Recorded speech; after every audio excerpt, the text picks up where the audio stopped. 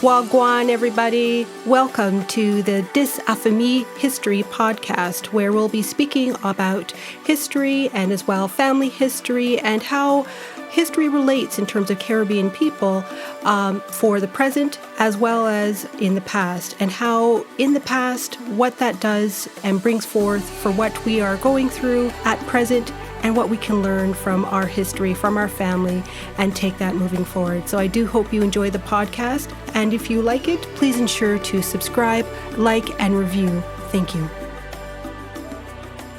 Today we have Professor Caroline Shenaz Hossein, where we unravel the world of ROSCAs and susus.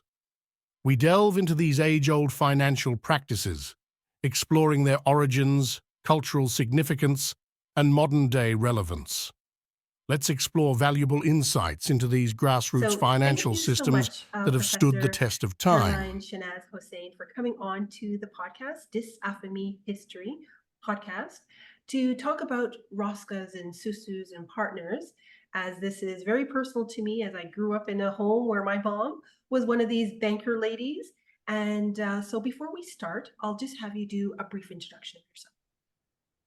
Well, thank you. Thanks, Wendy, for having me. It's a real pleasure to be on your community-focused podcast. My name is Caroline Shenaz Hossein. I'm an associate professor at the University of Toronto Scarborough. I'm a professor of global development and political economy. I'm also the founder of a feminist economic-led collective called the Diverse Solidarity Economies Collective. Thank you. No, thank you so much. So we'll start. And I guess what I wanted to say was, what was your why to research this topic of ROSCAs, susus, partners? Yeah, so it's been a long path for me. I have first started working in something called microfinance, which is a professional form of boutique type financing that targets lower income people.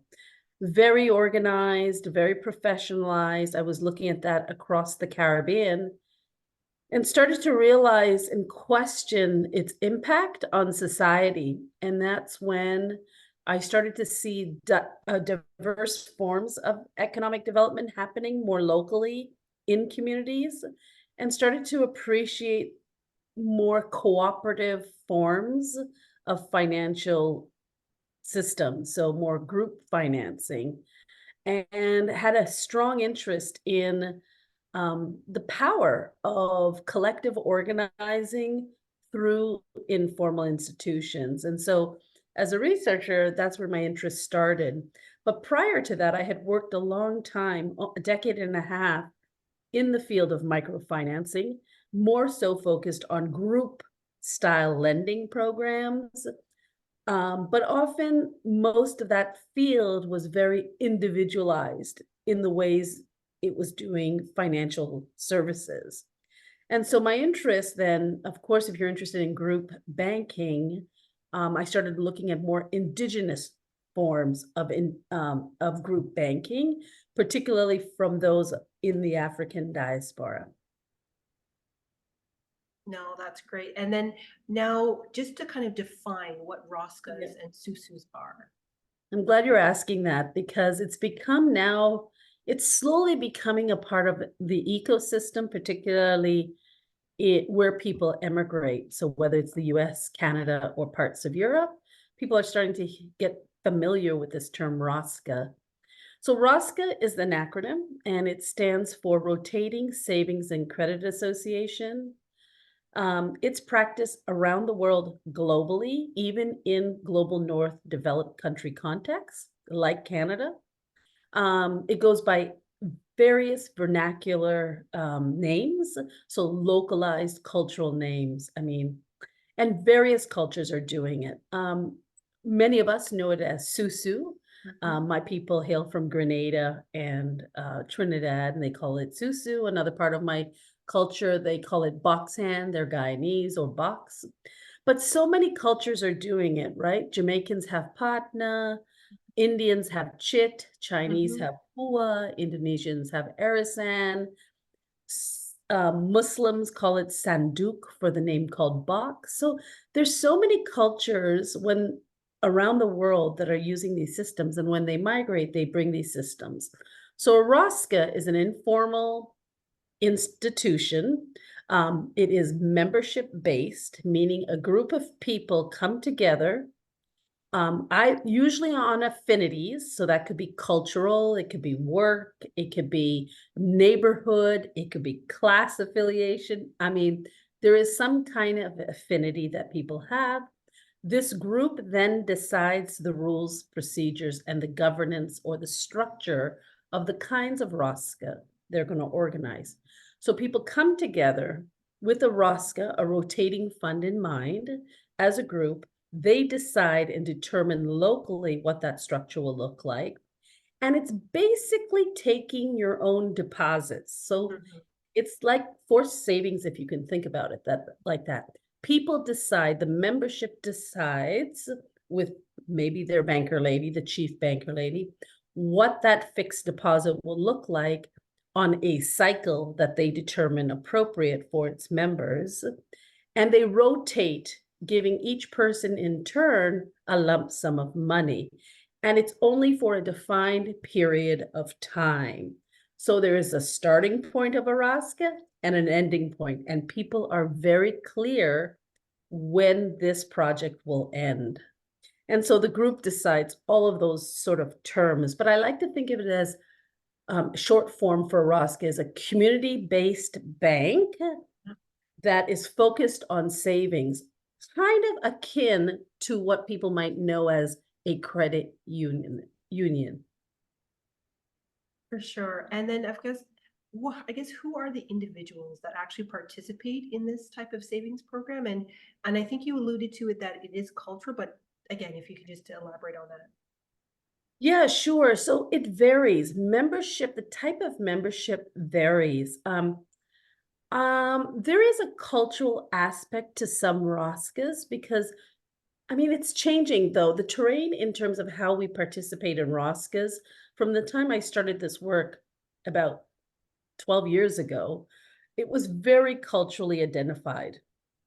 So Jamaicans in a certain part of the city of Toronto would throw a patna. That's what they call a ROSCA. Or you'd have, you know, Nigerians with an ajo in somewhere in the suburb of Richmond Hill, right? And people had these cultural connections of coming together to do this financial system. But that has really evolved. I'm learning, and the more I got into my research, I started realizing people would collaborate on these community-based finance programs based on their jobs. So a group of orderlies in a hospital who feel, you know, at times it's not the best of times where they work, they come together and they are from various different cultural backgrounds, but share a common understanding of what a ROSCA is. So what you see is Canadians then cross-culturally, because of work, forming a ROSCA system, right? People participate in the Ghana Susu, but you'll see the membership culturally diverse. Teachers are doing it, you know, neighbors are doing it who live in a certain locale. So the membership varies, but it's usually people who know and get on well with each other and who have this desire to work and cooperate as a member with one another. And that's really fundamental. So it could be your friends, it could be your relatives, it could be your work colleagues. That usually is, there's some kind of connection, personal connection. There are instances where people will vouch for people, so people are let into a group based on another membership's word, right? Member's word. And so there's that kind of expansive understanding of ROSCAs. But generally, I study mostly women who are lower middle income to low income. Many of them are self-employed or have self-employed activities attached to their main sort of occupation that they do. But this crosses class divides, ROSCAs, people who are very professionalized, making significant income, to people who are depending on ROSCAs, like as a vital sort of way to finance are using it across the Americas, in Canada, the US, Caribbean, Latin America. And so it really does cut class divides. People are throwing it and participating in these ROSCAs for various reasons. No, for sure. And as I said before at the start, I indicated that, my mother was one of these banker ladies. And when she first came to Canada, this is what she did. And then, of course, you mentioned about a workplace scenario, which I have definitely taken part of, where it has expanded beyond just a small group set of people that are all like-minded to be able to participate. So, these are being used and definitely being used in different contexts. And you make a good point, like newcomers often participate in this because it's hard to get credit. So that's something I found in my research. But there's something else that you asked in that question is that, I find disproportionately, you find a lot of Black women, those of Caribbean or African descent. And more you're finding other cultures like India and Chinese women participating in these systems. And there's so many reasons, yes, why people gravitate to these collective financial institutions. But a lot of it, when you sort of start to do the research year after year, you start to realize that there's a serious issue with financial access. So there's business exclusion happening, particularly in the ways in which people can access reliable financial services, that people become or are incentivized to create these kinds of ROSCA systems. And then there are all those side effects, right? If you're a newcomer, it's a sense of belonging, there's kinship there. There's a lot of social benefits that sort of are hidden as you participate in a ROSCA. People think it's just money pooling, but it's actually a major event of socializing, right? And integrating into society. Definitely, depending on how big or large these ROSCAs or susus are, because people use them, as you said, they are being excluded out of the regular, normal, I guess, banking practices, because I've seen where people have used ROSCAs, depending on how long they may be, for, let's say, a deposit down to purchase a home. Correct. Right, they can be very large, as opposed to not just necessarily a small amount of funds that we're dealing with, but definitely that community sense is what you have when you're participating in one of these ROSCAs or susus. I agree. Yes. So how would you say, in terms of how, I know that you mentioned this a little bit before, but how do these ROSCAs, susus operate, and is there structure to them? Yeah, so the institutions are the basis of a ROSCA institution, because it's a part of the cooperative structure. So cooperative membership institutions are really rooted in this idea of democracy and democracy building. So it's very much rooted in structure. I mean, it's so ironic that we call these institutions informal, and like we tier them as though they're less than formal institutions, which over my decade of researching them, they're anything but informalized or nefarious by any means. In fact, the members who organize these ROSCAs take a lot of care and compassion in structuring processes and rules that members participate and voice their concerns. So a group of people will come together and consult with one another about how this ROSCA money system will be organized. And that's usually through a democratic process. Most of what I've witnessed has been through consensus. So people are having frank, open discussions at meetings. They usually nominate and elect an executive. Usually there is one person who's in charge, named sort of like a chief banker lady. They have lots of different names. It might be a mama soul or a champion banker, or, they have these names. But there is this understanding that it is a group consensus to how this ROSCA will function. And if there's any kind of complication that occurs within the group, they do have the right to vote. And so I've seen the vote applied when, say, they have more complex issues to address, like non-payment or delays, or someone gets sick. Then the group, if they have some controversy of how to manage that, will then strike a vote among the membership. So these institutions are extremely democratic. So the idea of informal as this kind of like illicit activity needs to be pushed back on, because it's akin to what we know as mutual aid groups, right? Like people come together with the intention to do good and to help. So the ideas of reciprocity and democracy are fundamental to how these institutions thrive. Yeah. No, definitely. And again, why would you say that individuals from either the continent of Africa or the Caribbean participate in these ROSCAs or susus when in Western countries? Yeah, that's a good question. So my book that's coming out in June and July, called The Banker Ladies, actually looks at cases across the Americas. So mostly in the Caribbean, but also looks at the Canadian context in two cities, Toronto and Montreal.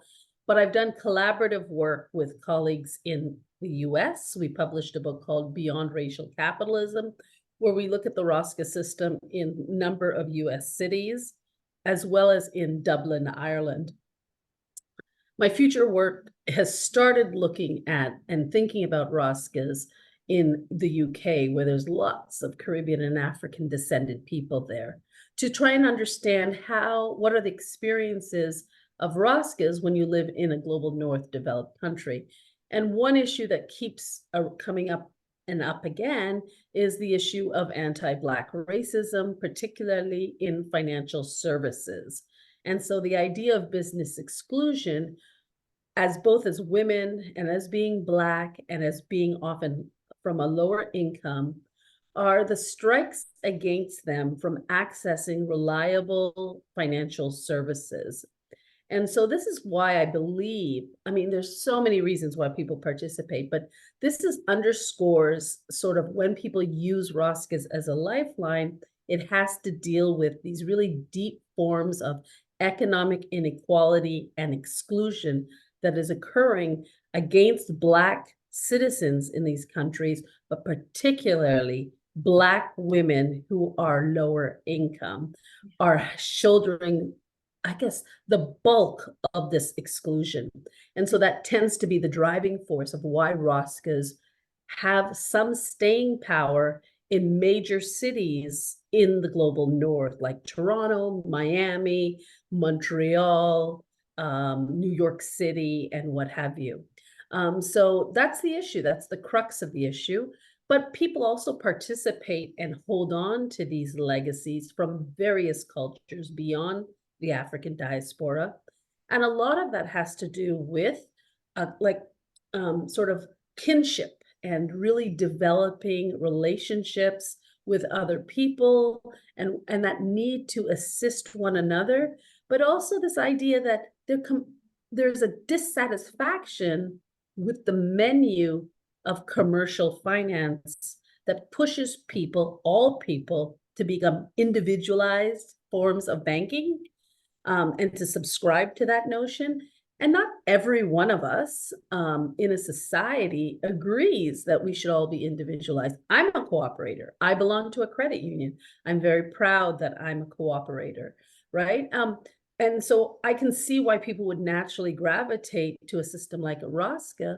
There's convenience as well. Like if you work 9 to 5, very rigid jobs, you may not be able to get inside of a bank. If you don't use online banking, that's another form of making banking very elitist and exclusionary to people who may not have internet at their home. And this digital divide is something that really irks the Toronto environment landscape. And so people then, if you can go down the street and speak to your friend who's organizing a ROSCA because you need, money for various activities, then maybe that might be much more community friendly. So there's all kinds of reasons, but ultimately, when you look at why ROSCAs thrive in certain places, and there's lots of cycles of them, it has to do with access to credit, and that's a serious problem that's happening against a number of people, but particularly acute among African descended women. No, I couldn't agree with you more on that. It is definitely a challenge to access credit, and this is more of a community-based where people can be able to access this. Now, would you say, on that note, would you say that ROSCAs or susus challenge the Western system or operates in parallel? Yeah, and so that's why my work departs a lot from people who study ROSCAs. And there's a lot of research for listeners who want to find out. There's lots of really interesting work out there that analyzes ROSCAs from a sociological, financial, business, economic perspective. But as a political scientist, someone who's interested in global development, I started looking at what are these banker ladies or these women who organize these ROSCAs doing? And besides dealing with issues of financial exclusion, what I found in my research is that these women are also pushing away from individualized corporate versions of financial models. So what they're doing is making alternative proposals to new kinds of financial economies that can benefit society. So what they're thinking about is, how do we pool our resources, our financial capital collectively for each other? How do we assist each other to get a lump sum of our savings cash in different intervals that can make our lives better? And that really is a departure from mainstream corporate or commercial financial systems that really push more individualized ways of working. So it not only questions the ways in which corporate finance operates, say in Canada, but it also questions how we do philanthropy in our country, right? Like, so much of nonprofits and the ways that grants are given to certain philanthropy actors or foundations has always been sort of like to subsidize or even depoliticized community action in some ways, right? You get these grants based on certain criteria. And what these banker ladies are actually doing is they're questioning formal finance from commercial lenders. They're saying, hey, we like collective, we like to collaborate, but they're also thinking about the humanity of what they do. They're thinking about, how can we change financial systems so it becomes more of a reciprocity, more of a giving circle? Many Americans, African Americans, participate in a system called giving circles. Because if you think about a ROSCA, that's what they're doing, right? They're assisting people, empowering people to access savings in lump sums to achieve the livelihood projects that they want to achieve, right? And so it kind of questions subsidies and keeping people on this dependent leash, right? And says, hey, wait a second, because you're stuck or you're dealing with sort of multiple issues of precarity, doesn't mean that you don't have ideas about how to move away from that. And that maybe philanthropy should start seeing these people as sort of the protagonist in terms of how to change this issue of inequality. And that's kind of interesting that they're kind of questioning philanthropy and based on subsidies and dependency to say, wait a second, we know how to organize and pool and mobilize resources, even in low-income communities. How can you start supporting, investing in the kind of ground-up ROSCA systems that we're trying to build?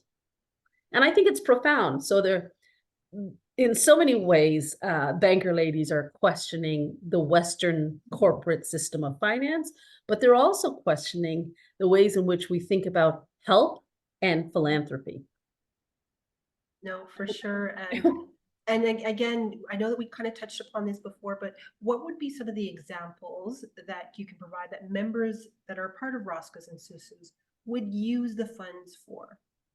Yeah, and you probably have lots of examples yourself I'd like to hear too. But in my book, The Banker Ladies, what I give, which is rich in sort of qualitative testimonials of how people use these systems. And I tended to focus on women who were precariously unemployed or had precarious type of work, to see how and why they needed money. And, whether we're in Trinidad or Kingston, Jamaica, or Montreal, Quebec, people are using funds, lots of it, for family-based needs. So there could be a funeral, there could be a down payment on a house, or they have to pay a lump sum of cash to send their kids to, Ryerson or U of T.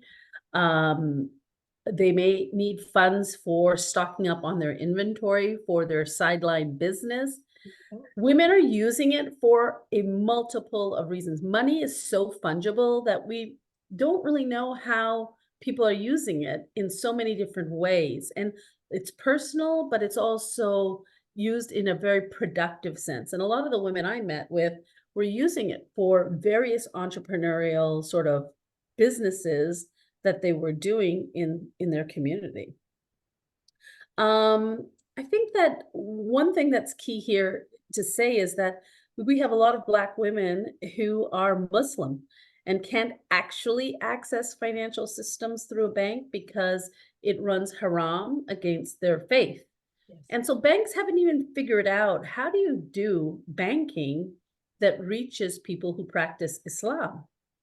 And so these susu, or Somalis will call it hagbad, and Sudanese women who are Muslim will call it sanduk. Same with Persian women, they have sanduk, or Egyptians have gameya, and they're participating in these ROSCA systems, mostly because they're alienated by commercial Western finance that way. And they're using it for many things like trips back home, to attend, some sort of course for professional development. Many of them, if they're newcomers, have a hard time establishing credit, but they have to sort of, survive in a very expensive city. And so they're using these systems to either kickstart a small business, or to upskill themselves in the cities that they come to. So people are using it for a multiple of reasons. And especially, again, it comes back to that issue of they can't access formal finance. So they are creating financial opportunities for one another through savings. Yeah, for sure. And as well, and I guess, would you agree that since these individuals are excluded, from participating in regular outlets of the Western system, why these informal savings plans still exist today? Yeah, I mean, at the root of it is some sort of bias that is existing, whether it's a class bias against women who are working class, or self-employed bias, or cultural, race, religious exclusions that are happening, whether they're unconscious or conscious. This is a reality that's happening in financial institutions, and particularly against women of color, African descended women, are encountering this on a regular basis. This is not a one-off anecdotal sort of story. There's so many cases that we don't know about, that women are encountering really deep levels of bias and exclusion when they walk into commercial banks, or even targeted poverty alleviation financial programs often don't get to the very people who need them. And so, yeah, in the West, particularly in the Canadian case in my book, which actually had the most scrutiny and became, I think, the most worrisome of all my cases, because people questioned why in Canada Black women would need these alternative financial ROSCA systems.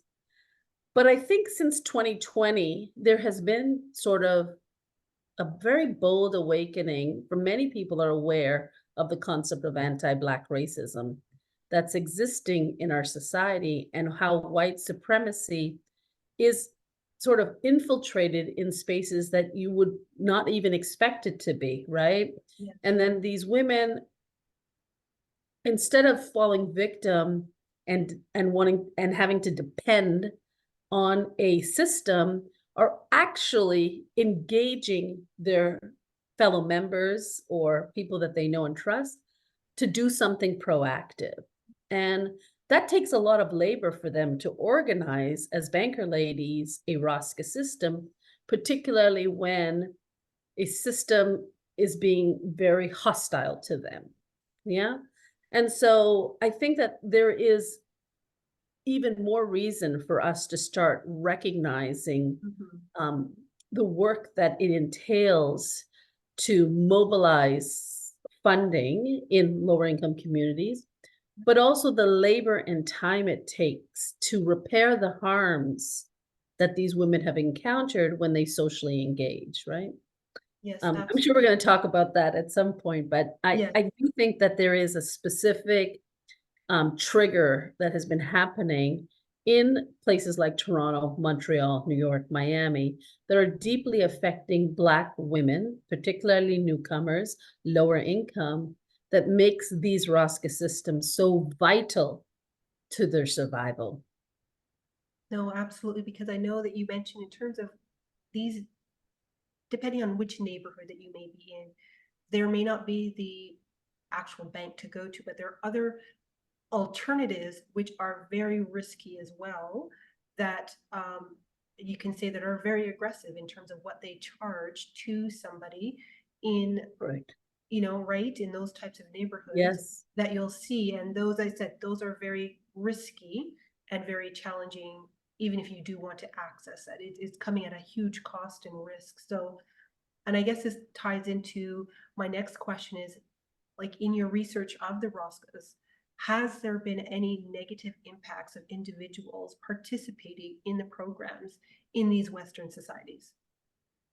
Yeah, so it's, I'm glad you're asking that question, because this is really sort of why my research has become so relevant in society. And many banker ladies in Canada and elsewhere have taken up just scholarship of what an academic is doing at the University of Toronto, because it's so pertinent to the fear mongering, Yes. but also the harms that are happening to women who participate and organize ROSCAs, who call themselves the banker ladies. And they have felt really stereotyped and endure a lot of stigma and negative attitude because they organize these informal institutions. In the Caribbean, it's different. There is a respect, there is a form of gratitude for a woman who has a susu or has a partner. My great-grandmother, Maud Gittins, from Grenada originally, but lived in Sandy Gandhi, Trinidad, was a susu banker. She was also a caterer in her community, and well respected. So that honor was there as a banker lady. Not so much when people migrate. It becomes hidden or a secret for survival. Yeah. Yes. And people hide this operation because they fear authorities. Yes. And when you wrap your head around that, it's really disheartening, because this form of mutual aid is a benefit to our society. Instead, Black women who spend a lot of labor in doing this care work, which is to mobilize financing for those who are excluded, are being targeted or enduring bias and negative stereotypes that they feel so frightened that they have to hide what they do. And that really has been the case in the Canadian context. And since I started doing the research around 2000, I think in 14, 15 in Canada, it was incredibly difficult. I mean, it took me 12 years to get this book from the research to publication. And a lot of the hard work for me has been trying to work with banker ladies who are so hidden, so underground in Toronto and Montreal. And in Ontario, there is a law that your listeners want to hear about. It's called the Civil Remedies Act of 2001, which gives authorities the power to confiscate resources if people can't explain its lawful origins. So if a seize or a raid happens in one of these, apartment buildings or low-income communities and funds are found, if a woman tries to explain it's for a hugbud or a partner, and the authority, the police officer doesn't understand that, they have every right to confiscate those funds.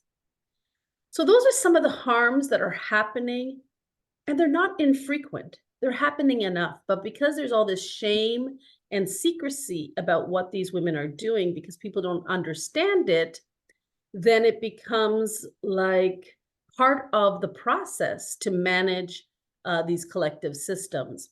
So that's a danger. This law has been so problematic to ROSCA women, the Civil Remedies Act of 2001, right? Yeah, I mean, then the labels of, are these women terrorists? Are they building pyramid schemes? Are they involved in drugs or weapon trafficking, right? Yes. In so many Somalis I've worked with, I even have a specific chapter on Somali women, because there is this stereotyping that they are probably doing a hugbud to fund various terrorist groups like Al-Shabaab. So the idea here is this negative labeling of a ROSCA system, demonizing it without education that it is illicit and illegal.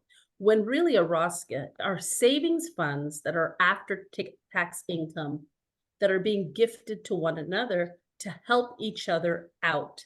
And I've done my research. I've spoken to the Bank of Canada. I've spoken to various economists and bankers in the formal system. Once you explain what a ROSCA system is, it's very much like what other Canadians call mutual aid financing, or a kind of form of microfinancing or microbanking. But when you are a Black woman already living in an environment of anti-Black racism, where there's trauma happening, you may live in a lower income community where you have some precarity. There's a lot of nervousness if you're a newcomer. So this idea that there is a legislation that can empower authorities to take your monies is dangerous. When women go into banks, bankers often will freeze funds if they see a lot of what they call questionable or suspicious activities. So you know how a ROSCA works, a partner, you have deposits coming in, they're coming out. And if a banker chooses to question that, and they don't understand its lawful origins, then those funds become, a site of questioning. So you can see why people would regress, hide away their collective activity. So there's definitely, my book is outlining a menu of harms that have been happening to Black women who operate as cooperators of financial systems to people who've been excluded. And we're not recognizing that labor. And that's the whole point of my work, is to start recognizing. Your listeners might want to look at, there's a free access film. It's only 20 minutes, and it's called The Banker Ladies. And actually the women who I worked with, I think it was in 2017, decided that we need to go beyond academic research to sensitize people. And this is where their civic engagement comes out. They actually have assisted a great deal in the production of this film called The Banker Ladies. So go to Films for Action. It's a website that has lots of films, and you just type in The Banker Ladies. There might be a lower quality version of it on YouTube, but The Banker Ladies documentary looks at 3 women in the Toronto area that are using, one from Trinidad uses a susu, another one from Somalia is using ayutu or hugbud, and then a woman entrepreneur from Sierra Leone throws or is engaging in something called osusu. So, it's a good story to show. And the reason why they wanted that was to educate and change mindsets of people in Canada to start valuing this concept of a ROSCA or a susu or a partner.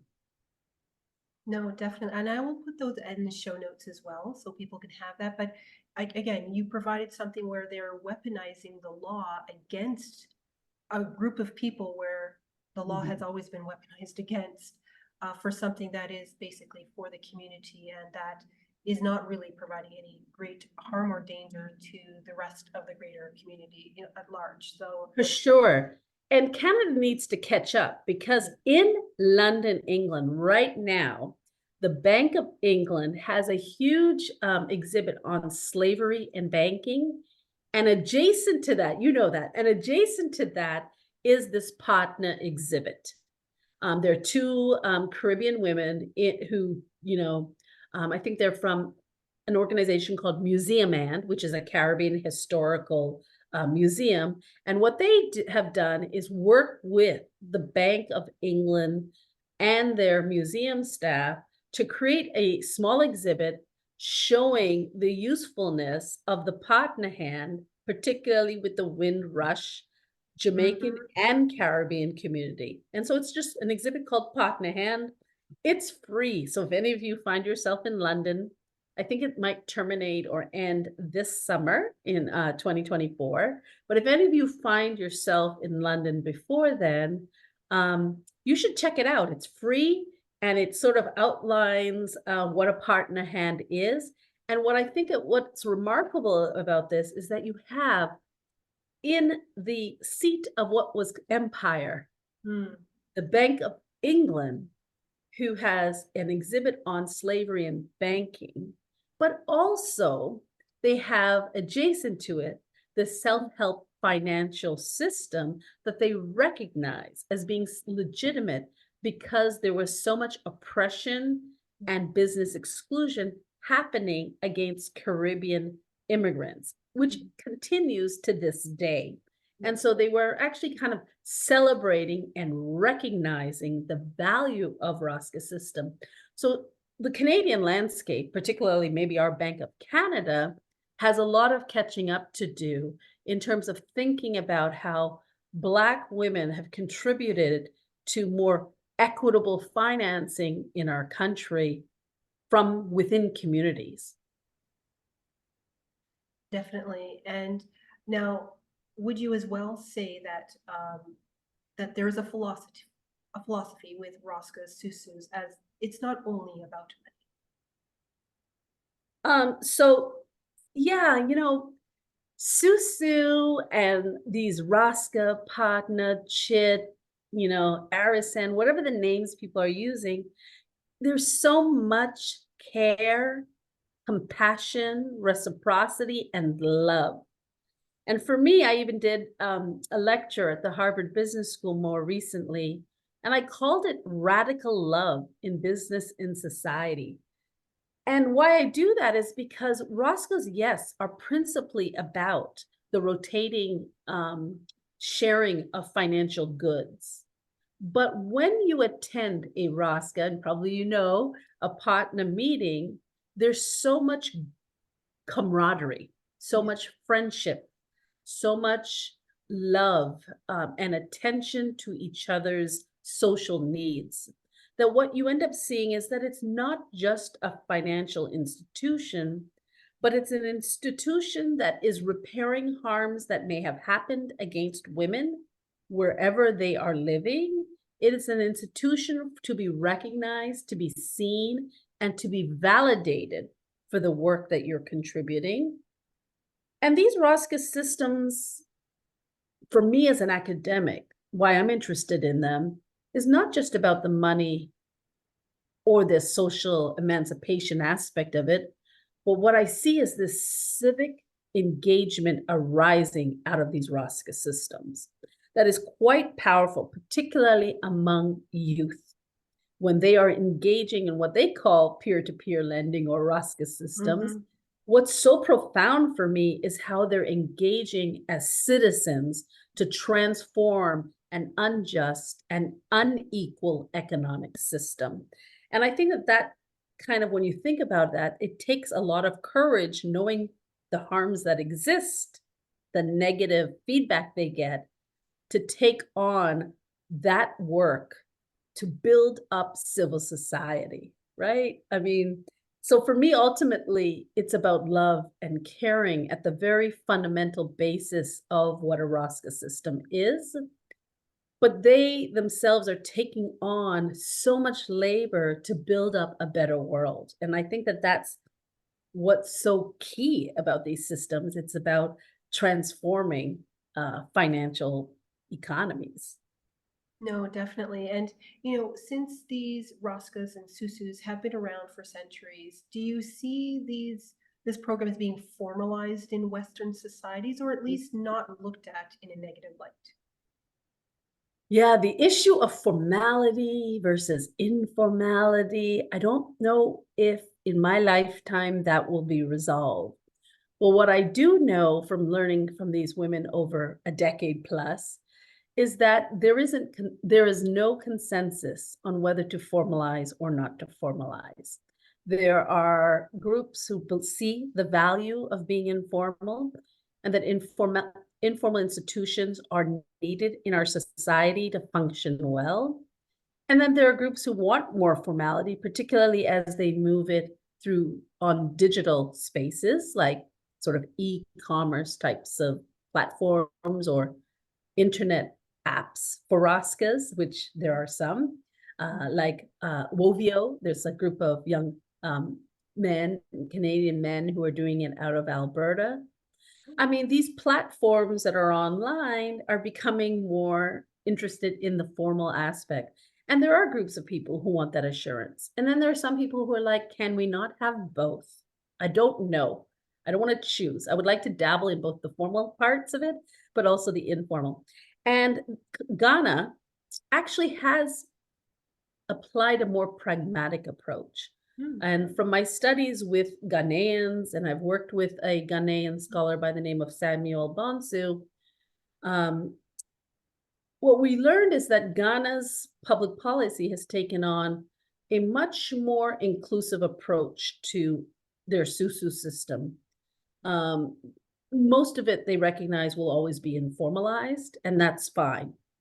But there is a part of it, a very small minority, that want more formalized, making it into more of a business where they have oversight by their central bank. So on their menu of financial systems, the susu system is part of that ecosystem. And I think that's a really pragmatic, useful approach to seeing ROSCAs as something that's a part of the financial landscape, and that some of it will be formalized and some of it will not be formalized. And so in Canada, what the women I've been working with or researching with have done is created a Banker Ladies Council. So right now in Toronto, there is a group of women who sit on a council that is very cooperative in its orientation, member sort of based, and they come from various walks of life. They live in different parts of the greater Toronto area, and including its suburbs. And they have created this thing called the ROSCA Council. I'm a non-voting advisor, and the women who do that, lead this council, are actually practitioners of the ROSCA system, and they hail from various countries, from Somalia to Nigeria to Trinidad to Jamaica and what have you. There's a good mix of people representing, and they come from various parts of the city of Toronto and its suburbs. And what they're on a mission to do is to build a ROSCA network for Canada that will be more of one of a advocacy and raising attention for the ROSCA system, advocating for it, changing mindsets, dealing with authorities who've been problematic to ROSCA users, bankers, that includes bankers or police, and to lobby philanthropy to start thinking about budgeting line items for programming ROSCAs.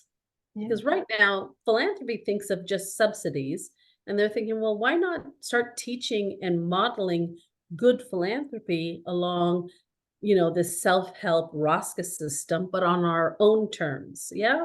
Yeah. And so there's a great conversation happening with the banker ladies. They have their own website called thebankerladiescouncil.com. You can also Google the ROSCA network.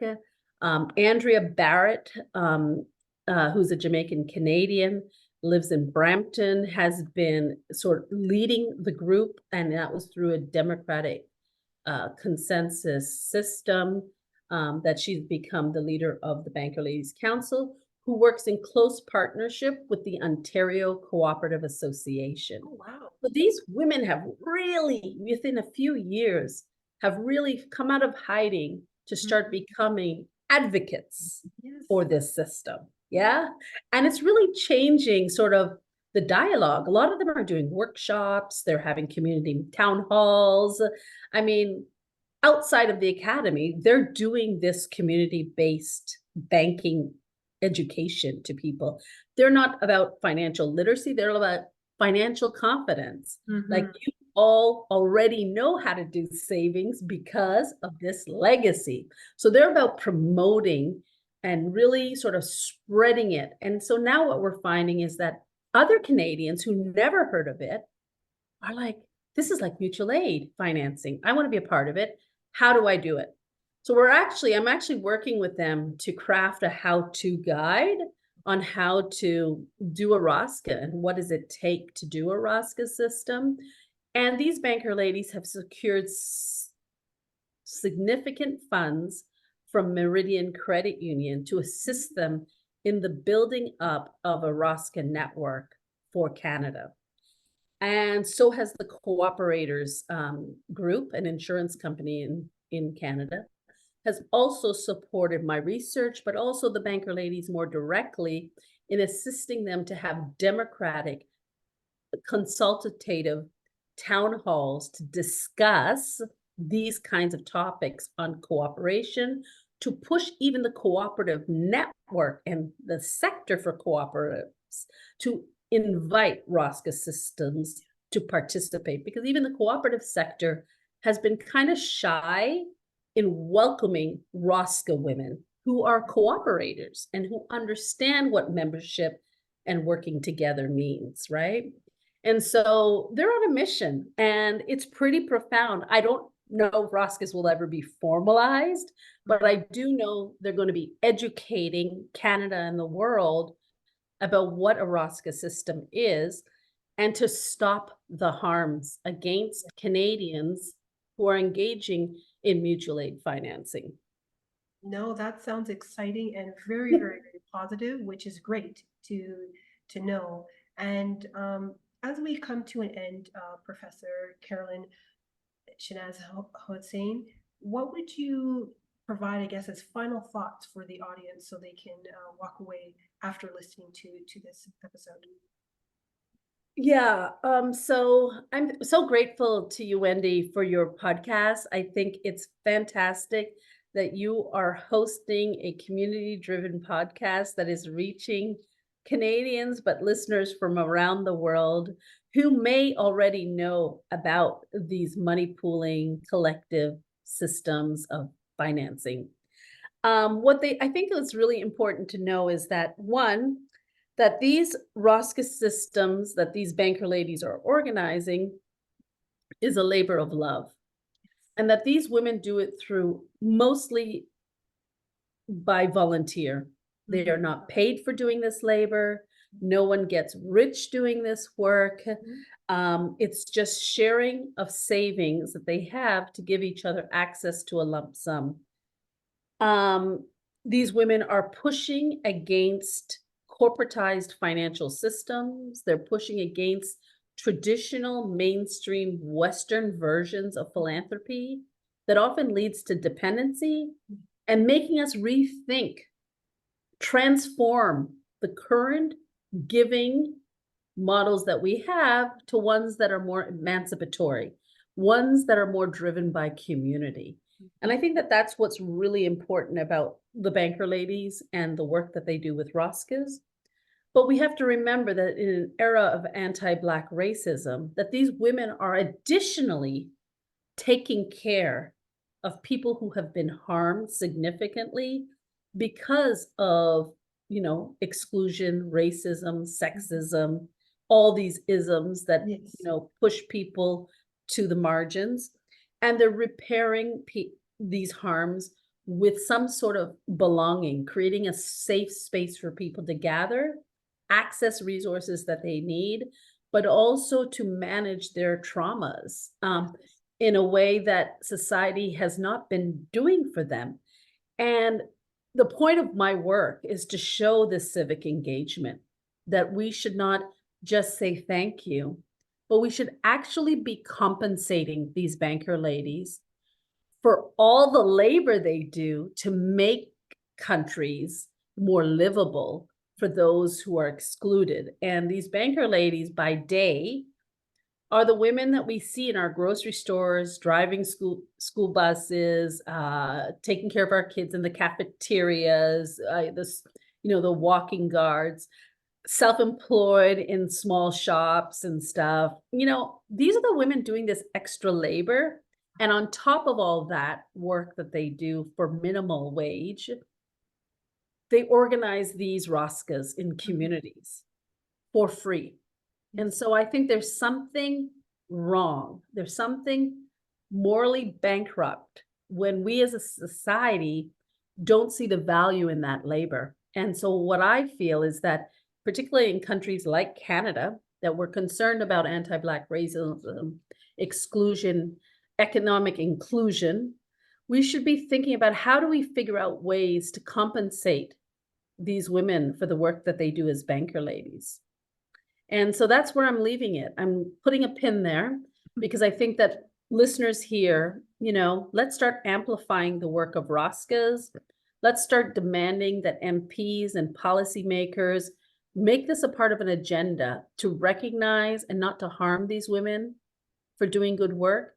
And let's think about paying them for the work that they do. Thanks for having me on your show.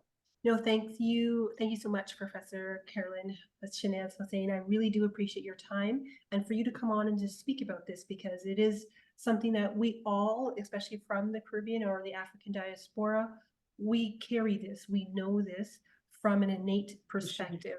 And now that we're talking on it in a more public scale, makes it that much more real, right? So 100%.